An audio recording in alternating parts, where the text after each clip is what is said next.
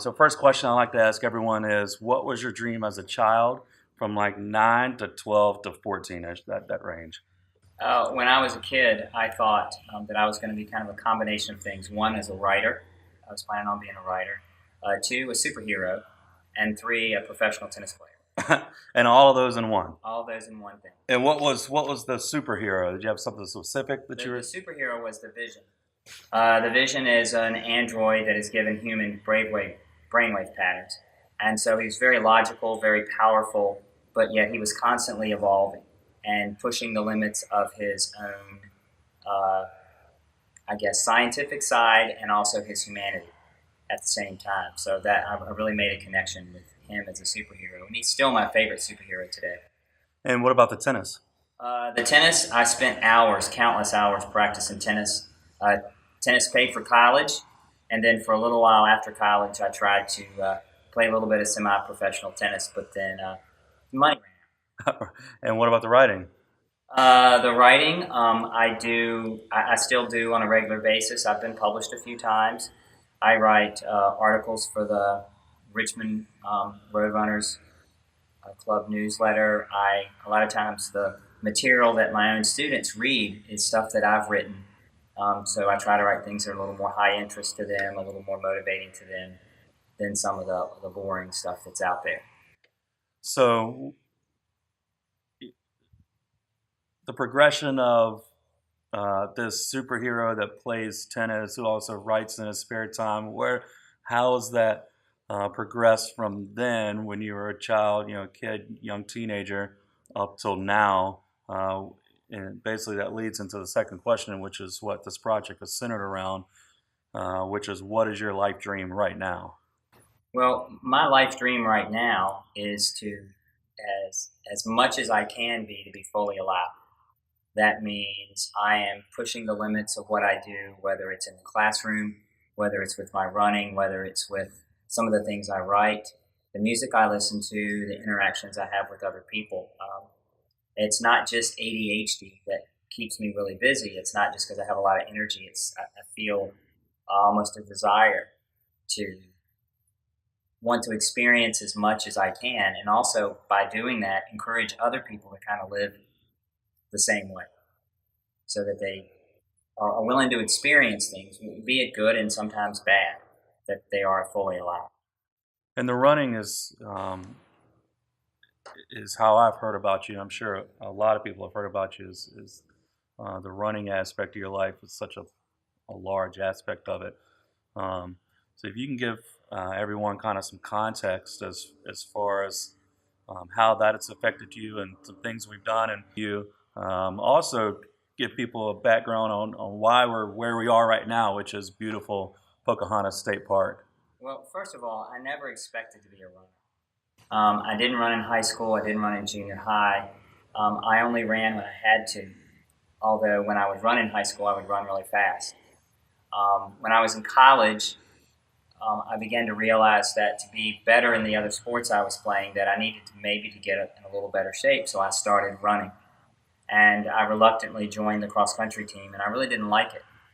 In fact, I loved competing, but I didn't like the training.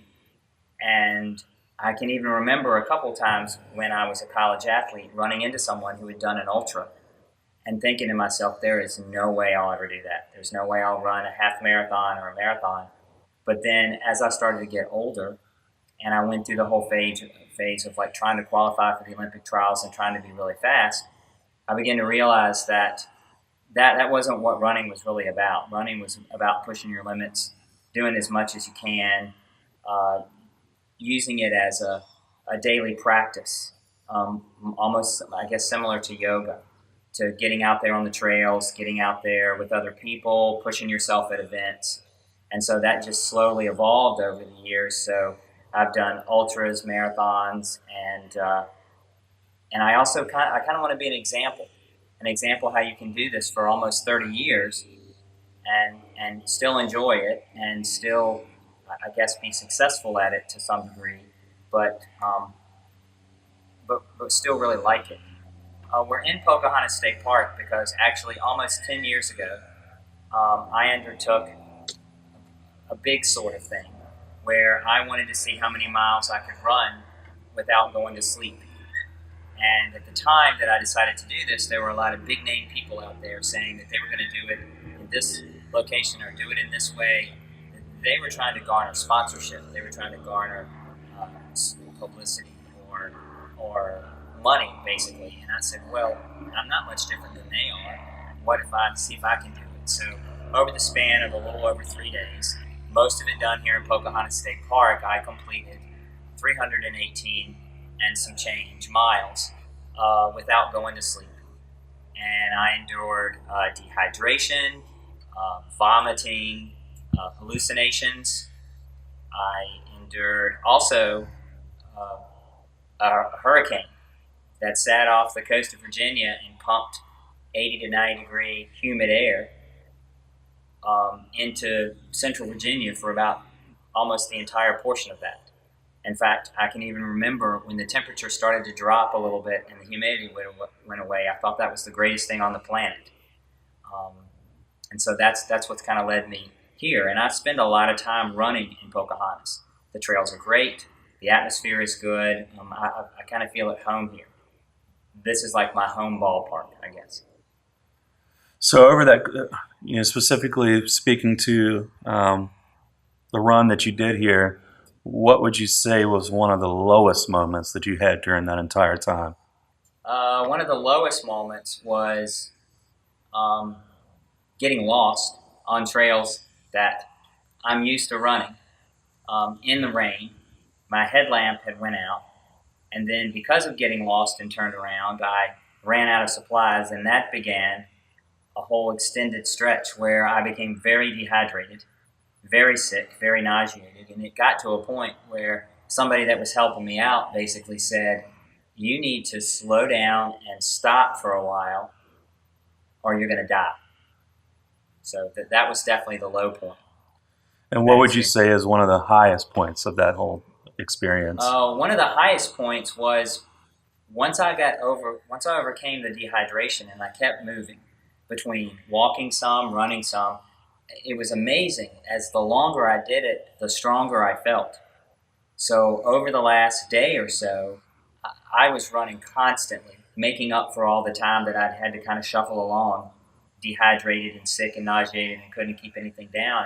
And then it ended with uh, something I still don't understand how I did it. At the end of all those miles, I still ran a 5K right around 19 minutes. And I can remember while I was running that, it just felt like I was flying, like that there was like I hadn't been running for almost 4 days, like that I had all this energy and everything, and that was kind of like an out of body experience. Of course, then when I stopped, I went back to hallucinating. What has that experience taught you from a personal standpoint, where you are now? That there are no limits to what people can do if you're willing to prepare in some way, to, to be willing to accept failure and setbacks, uncomfortable situations. Like one of the things I tell my cross country athletes, that racing is learning how to run with discomfort. That's when you're uncomfortable, you're racing. So a lot of times life is like that. That life is uncomfortable. So one of the big things I learned is that there's no limits to what you can do. Um, if you're willing to endure those things, if you're willing to be uncomfortable, be unsure, maybe even be a point to all you can think about is quitting, but being able to move through that. So that sort of leads perfectly into the next question, which is geared towards people going after their dreams and going after what they want. You're an educator, so it's great that I have your insight, your personal insight on this.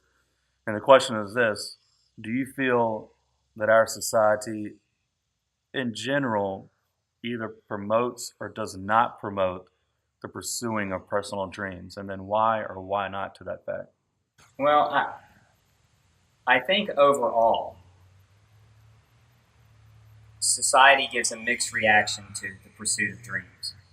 if you look at society as an entity and their reaction to people who are pursuing their dreams, it sometimes depends on the mood of society at that time. I'll give you an example for in current right now. The Tour de France is going on, and so there are some accusations because of the rider's performance, Chris Froome, that he potentially could be doping. And the French press are taking an invest, the French people, etc. Now, part of that's linked to this whole bad karma that was created by Lance Armstrong over the last 4 or 5 years.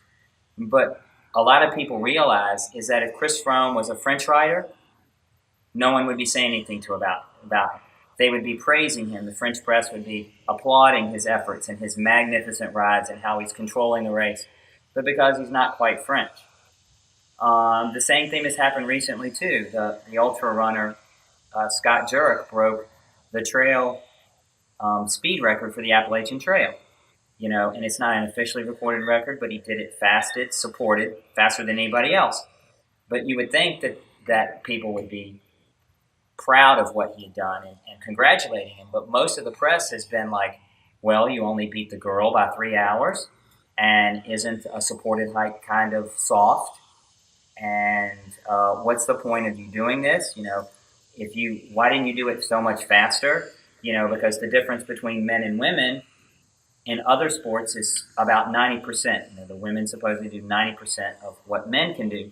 Why was yours so close? Yours was only like 1% better. So a lot of that depends on how society views the pursuit of dreams. And it depends on whether society agrees with what you're doing. When I did mine, just to see if I could do it, some people applauded me and said, wow, that's really good. Some people called me a freak show and said, wow, you only averaged X minutes per mile. That's nothing to that. When, of course, those people didn't run those miles. Or the people who give Chris Froome a hard time, they're not pedaling up a mountain at 11% grade after already riding over 1,000 miles. But their society is too willing to be very fickle about that. In education, it's the same way. Education a lot of times says, hey, we want every kid to pursue their dream as long as it is 21st century skills and getting ready for college and getting certain scores on the SOLs. It's not always, hey, what do you think you want to be? What do you think about this? How do you want to enrich your life? And I think that's a drawback. And it's not just SOLs in Virginia. It's education in general. And if you go out of the state of Virginia, you can call it the Common Core. So it's the same sort of thing. All education shouldn't be just preparing people to get a job. It should be making them better people, making them, I like to call it, fully alive. The last question is this, and I ask this of everyone. How do you personally define success? My measure of success is how I feel about what I'm doing. It's great, and I feel kind of guilty saying this because I've received accolades before. I've been a runner of the year, a most valuable player in numerous different sports. I've won grants. I've won races. So I've had the blessing of being very successful. I've had a successful teaching career. But success is really about how you measure up against yourself. Am I proud of what I've done? Did I give it my best shot? Am I satisfied with that? Success isn't about a dollar amount. Success isn't about whether or not you have a certain job or a certain amount of money or a certain house. It's really about how you feel about it. And if you're comfortable with that and you're good with that and you're not doing something illegal and you're not hurting other people, then that's the true measure of success. And the second part of it is, can anybody look at what you're doing, be it small or large, and say, wow, that gives me some motivation to maybe try something on my own? That's kind of the other part of it. Can people look at you as an example, even if it's a small thing? Like, it's not winning a national award. It could be the fact that you really have a really nice small garden and you really are successful at that. Somebody else could look at that and say, wow, I'd really like to know how to do that and have that kind of success. This is Chris Calfee for the Dream Nation Project. Thank you.